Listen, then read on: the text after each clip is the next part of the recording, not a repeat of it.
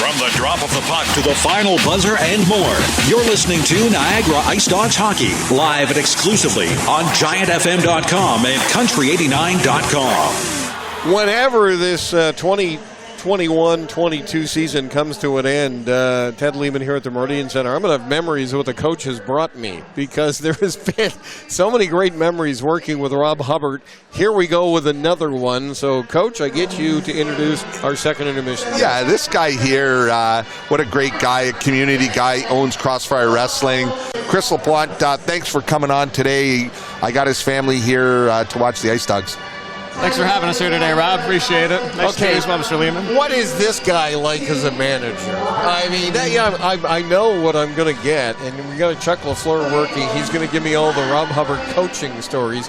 How about Rob Hubbert, the manager? Is he a taskmaster? Unpredictable is what basically describes Rob Hubbert. You never know what to expect.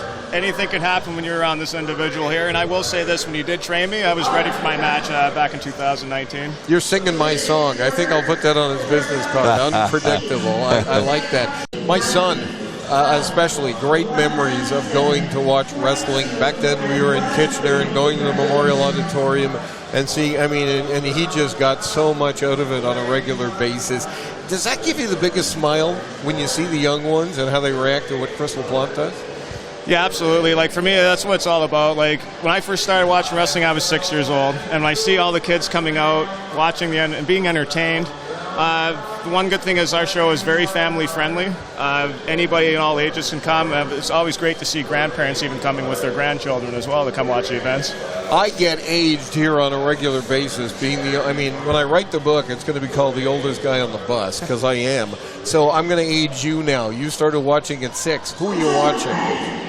Who was my favorite wrestler? Who were you watching when you were 6 years old? Hulk Hogan, Macho Man, Roddy Piper, Jake the Snake Roberts, all Ric Flair. Anybody you've copied in terms of style or what you do or how you do it?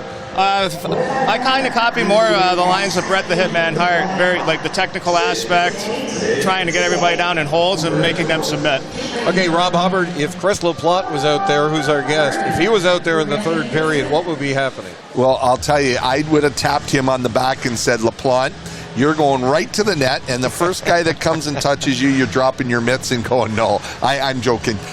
You know what, Ted? Honestly, I got involved with Crossfire Wrestling. Chris asked me to come and throw some promotion their way, and had me in the ring, and it was so good because I watch all the fans there, right? Like, I grew up watching the original Sheik, Bobo Brazil, Haystack Calhoun at the Garden City Arena, and I'll say this, Ben Hameen and also Alexander the Great, who we were wrestling against, both those guys were total gentlemen with me and brought me along, what to do, what not to do, and I just wanted to get involved. I wanted to smash somebody in the face, right? And, the crowd was chanting my name, and, we actually won. It was beautiful.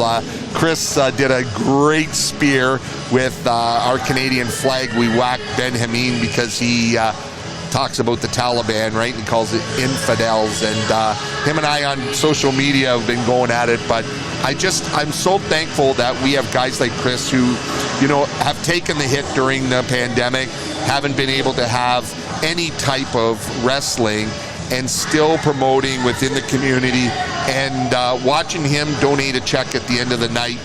I tell you, that's near and dear to my heart, because I'm all about supporting our community, and our community, if it's St. Catharines, Port, Welland, Thorold, Niagara Falls, wherever it may be, it's our community, and we got to be proud that we live in this area. Chris LaPlante is with us from Crossfire Wrestling. Blow your own horn and blow it loud. Talk about the charities that you've been involved with that have benefited because of what you've done with Crossfire Wrestling. Well, the main charity that we've been dealing with is the Niagara Peninsula Foundation for Children, headed by Jack Foster and Jerry DiPietro. We've been pretty loyal with them and wanting to work with them as much as possible, and they've sent me some pictures and lists of where the money has gone and what they've done to help other families, help other kids that have autism and other special needs that they have with their kids. Chris, I'm not dumb enough to know that you're not an athlete. And as we look at all the injured players sitting over to our right, how many years have you been doing this, first of all? I've been wrestling almost 20 years. Talk about it. How many injuries have you suffered in what is supposedly, not really an athletic endeavor? Have you had to go through playing with pain and playing hurt? Yeah, actually, honestly, it's called a shopping list in wrestling because there's going to be some that you have that you can't even really attain to. You just kind of keep going. Honestly, concussions is one of the major ones that I've had over the years, and you have to really be careful with that now because when you first started almost 20 years ago, it was kind of there, but it isn't. But you really have to monitor what you're doing now with your head. You have to be really careful now. 20 years ago, it was getting your bell rung. It was, a little now. We know a little better. Are you helping the next generation? Are you already working towards, the guys that are going to be there when Chris LaPlante finally says, I've had enough? Oh, yeah, absolutely. Like, you have to, the main thing is when you're on your way out, if you really love the business the way you should love it, you help the next generation coming up, and you try and help them the best you can with the knowledge that you have with some of the rights and some of the wrongs, and to try and make it better for them to pave the way for the next guys to come in. What is there in common between these athletes and the athletes you deal with? I mean, what is the same between wrestling and hockey? Oh, the physicality for sure is one, and like these guys are super fast on the ice. I'm watching here, it's like, wow, like it's amazing what they can do. Yeah, the physicality, like you have to be ready and willing and knowing that you will be having pain. Pain is kind of part of the job. And just to see what these guys are doing, bouncing off the boards, getting hit right on the ice, like you have to be tough, mentally and physically tough to do what you do. You ever wonder what hockey would look like if it was a ring instead of boards? And the guys would be bouncing off the ring?